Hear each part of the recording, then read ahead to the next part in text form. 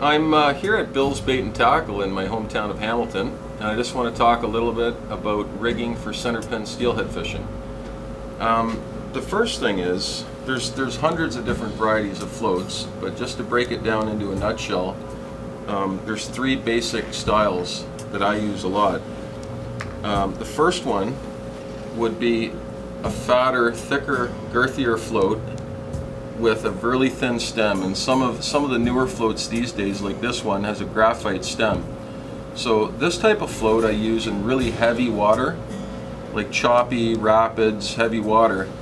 And the reason this is so effective is when it's shotted properly with enough shot underneath, this really thin stem underneath doesn't get bossed around by the current.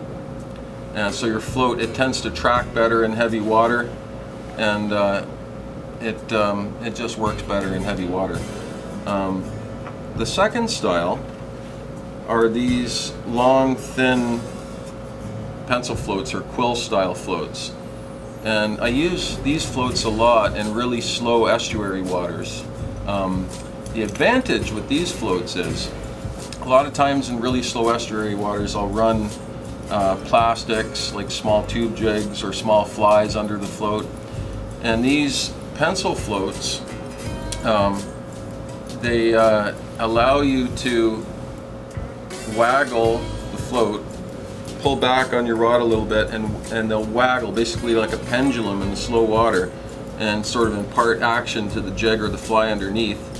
And unlike another style of float like these thick-bodied floats, they won't be pulled off track.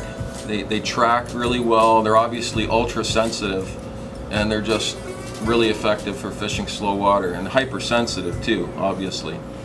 And the other style is, I call this is a balsa float, but I would consider this similar to a plastic Drennan loafer float, just a longer float with more girth right down its entire length. And I'll use a float like this in moderately fast current, not heavy rapids.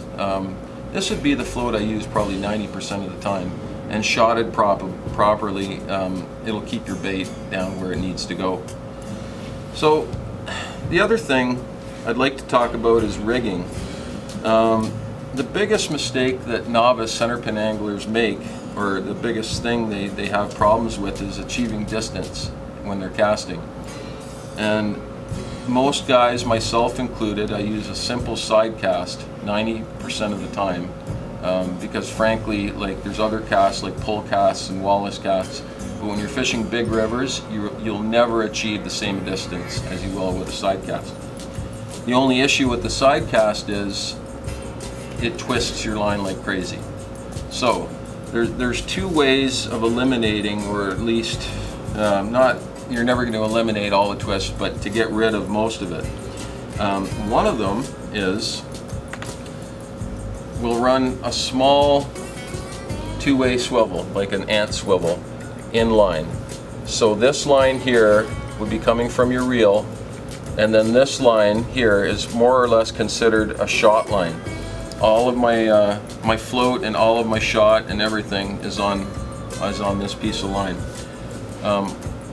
You're going to need at least 2 to 3 feet of distance between this swivel and the float, because you need some room to adjust. If you're fishing deeper water, you can slide the float up, spread your shot around, and it allows you just to adjust your rig depending on the water depth.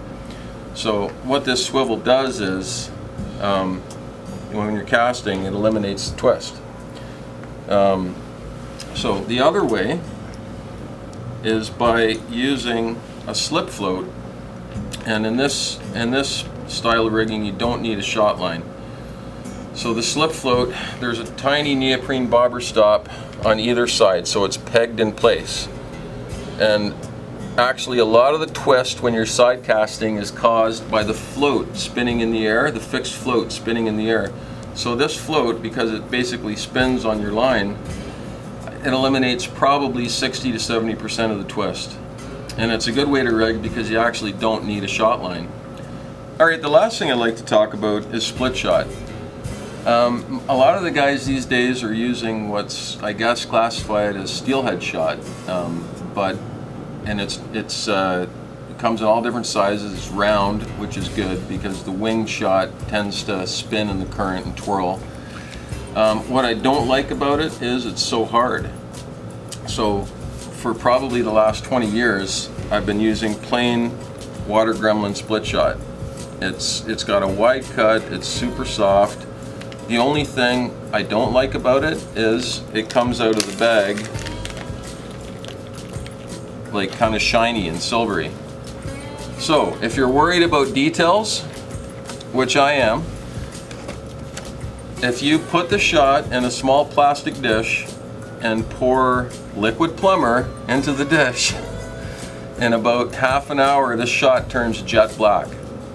So obviously you have to rinse it well.